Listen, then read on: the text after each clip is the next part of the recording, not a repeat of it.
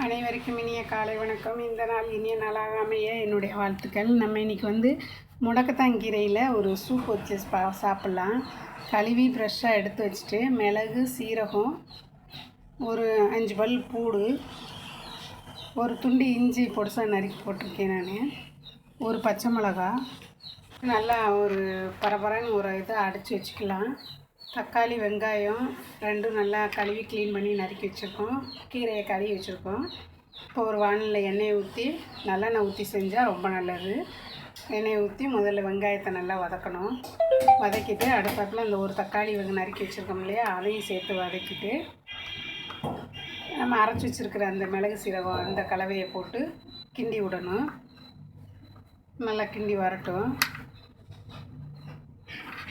இதில் தேவையான அளவு 1/4 சிட்டிகை மஞ்சத்தூள், 1/4 சிட்டிகை பெருங்காயத்தூள்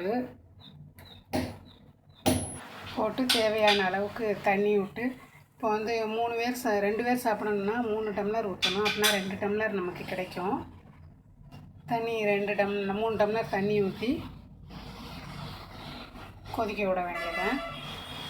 நல்லா கொதிக்க வரும்போது இந்த கீரை கழுவி வச்சுருக்கோம் இல்லையா, அந்த கீரையும் உள்ளே போட்டு தேவையான அளவு கரெக்டாக தண்ணியை வச்சு கொதிக்க விடுவோம். நல்லா கொதித்து அந்த கீரையோட சாரெல்லாம் இறங்கணும். கிண்டி விடுவோம்.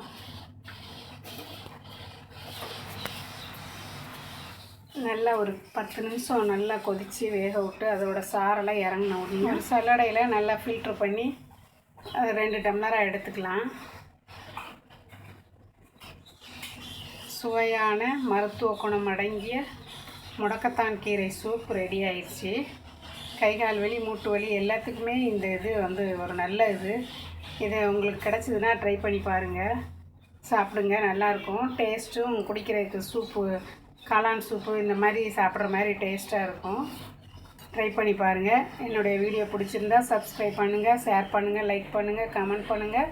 அடுத்த ஒரு நல்ல வீடியோவில் சந்திக்கலாம். நன்றி.